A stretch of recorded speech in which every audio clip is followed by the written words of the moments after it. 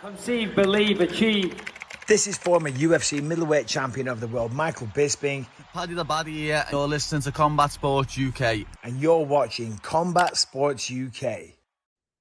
Rob Smith for Combat Sports UK. I'm here with Mason Yarrow, who takes on Alex Dinitu at Cage Steel September 7th. Mason, how you doing, mate? I'm good, thank you. Are you? Yeah, I'm good, mate. Very good. So we'll just jump straight into it. You've got a record of 4-1, coming off a doctor stoppage in your last fight. How's training been going leading up to this one? Yeah, really good. Basically just rolled over from training before the last fight. Just I tend to just stay in gym anyway and just keep on trying to get better and improve. How long have you been training MMA for? I've been training maybe 2.5 years, but at AVT for 2 years. I were at a local gym beforehand, a smaller gym before moving to AVT and like taking it more serious. Yeah. And what influenced you to start training MMA? Probably the biggest thing was obviously being younger and watching Conor McGregor do, his like him taking to the sports to new heights. But I've always been involved in combat sports. I did taekwondo from the ages of 9 until I started MMA when I until 9 until 21, and then I stopped and started MMA. But just I've been brought up around like watching big boxing events, watching UFC, and I've just always enjoyed combat sports. Mm-hmm. You talk about having a quick turnaround. Is that like the ideal thing for you as an amateur fighter? Is just to kind of just roll fight after fight and get as much experience as you can? Yeah, just that's what amateurs for, in it. It's about fighting as many different styles and as many different opponents, and getting as many different looks, so that if there is an area that you need to improve on, it's highlighted and you can address it before eventually, obviously, turning pro where it becomes more final. Mm-hmm. And what is like kind of your goals for the going professional? Do you want to kind of go professional within the next year, or do you kind of want to just take your time with the amateurs and just kind of build up a bit of a good amateur pedigree and say I have like 10, 15 amateur fights, then go pro? Or are you looking to go pro as soon as possible? No, there's no rush.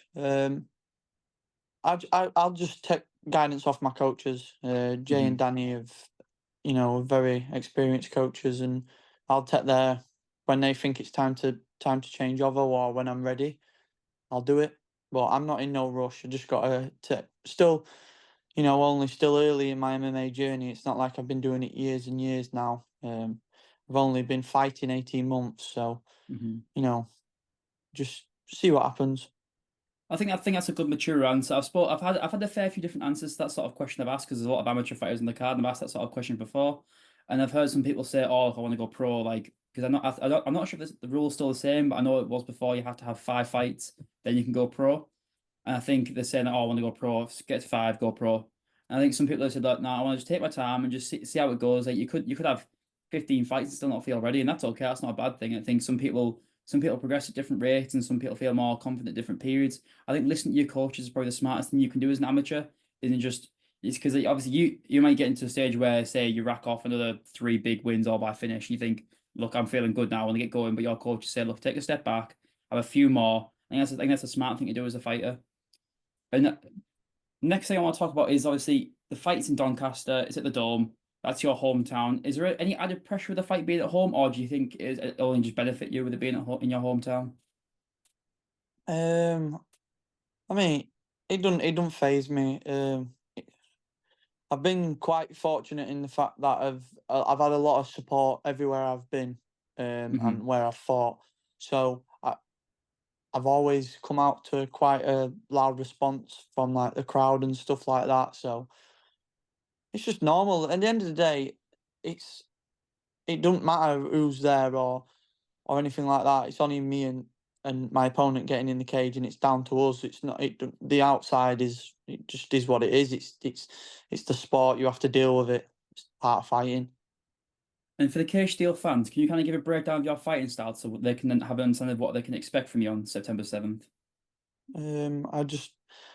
I always try to put an exciting fight on, high pace, a lot of striking, and just try give the fans something that they enjoy watching. I was doing a little bit of research through your social media. I was noticed you do a lot of work with, I believe it's media underscore management underscore. And how'd that come about? Is it something that you kind of took upon yourself that you kind of want to build a brand, and then so when you eventually go pro, you kind of already got a bit of a pedigree and you've kind of got a name before you go pro? Or is it kind of just something that just came about naturally? Yeah, it just came about naturally. I know one of the lads who worked there, and he just reached out. Is it something I'd be interested in?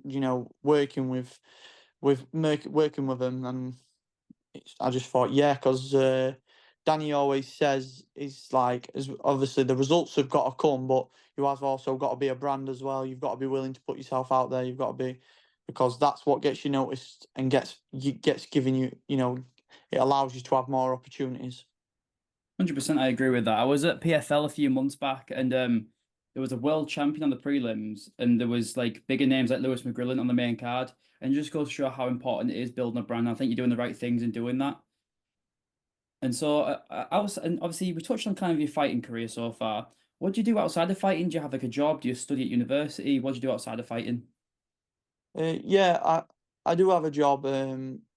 I work for my dad has a gas mains replacement company, and I work for him. But I'm fortunate that my dad's in a position to allow me to training takes more priority over work. So I tend to work around training, if that makes Yeah, sense.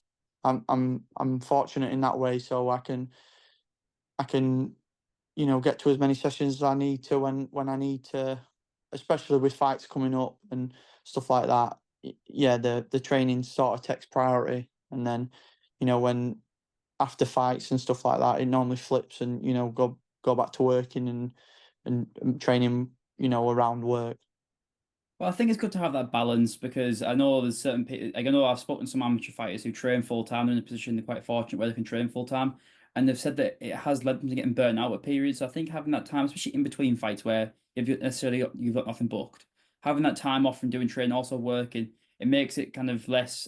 You don't want this to feel like becoming a job where you don't enjoy it. You want to enjoy it. You said you grew up around fighting. You're a fan of the sport. You don't want it to become a job, and I think having that balance with working and fighting, I think it goes hand in hand, really. I think as an amateur, I think it's a good thing to have. Yeah, I definitely agree. It's you know, there's you've got to be driven and you've got to work hard towards these things, but you have also got to be like, I am also a young lad. I have got to enjoy myself a little bit. I Yeah, can't of just, course, yeah. you know what I mean. So yeah, you're right. You've got to find that balance. Yeah, 100%. And when you're leading up to a fight, is there anything you do specifically to mentally prepare, or is it kind of just you just kind of feel natural in the cage now? No, there's not really anything. I've just through the experience of obviously competing in MMA now, and then previously in Taekwondo, that's just what I enjoy doing. So I don't really, there's not really, I don't have to like give it any thought. I just can go in there and try perform. Perfect. And then one question I've been asking all the fighters so far is who are your top five favorite fighters of all time? Um, I'd probably put. Can I have? Is it got to be UFC fighters or MMA No, no, fighters? it can be whatever you want, mate. Oh, that's on. I'd probably put Conor McGregor there, especially. Hmm. He's not my favorite nowadays, but that rise he had in his early UFC career, I think it's hard to top. Um, Max Holloway, Manny Pacquiao, and John Jones, and probably Israel Adesanya. It's a good list. I think you're right with Conor McGregor. I think it's become a bit of a trend nowadays, kind of like hate on him a little bit, and people just hate on him just because I think it's just because they can. But people need to realize that like, even myself, I won't be sat here interviewing you if it wasn't for him. I got into sport because a lot of people don't like admitting that anymore, which I think is a bit strange because Yeah, you look at what he's done for the sport. He's done a huge thing. I think, like I said, we wouldn't be here if it wasn't for him. So you can obviously there's things he's doing nowadays, but I don't. It's like, you can't. I kind of see it as two different people. Like there's the yeah, early Connor and there's Connor now. The old Connor you can't, he's unbelievable. You can't top that. Like you said, it's unbelievable. yeah, exactly that. Like you say, it's just he is who he is now, but that rise and like how he came through ranks and win both his belts and stuff like that. It's what the sport's about, innit? Do you know what I mean? It's like Yeah, he did definitely. what he said he was going to do it, and he did it. And you've got to tip your hat to people like that. 100%. And my final question is, can you give us a prediction for your fight? Just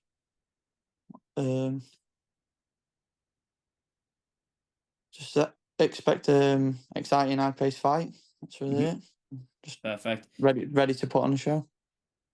And do you want to give a shout out to your social media? And also, if you've got a cage deal like code for tickets, do you want to give that a shout out? My main social media I use is my Instagram. It's just Mason_Yarrow, and then my ticket link for cage deal is CS Yarrow. Perfect. Thank you for your time. Best luck September 7th. Thank you.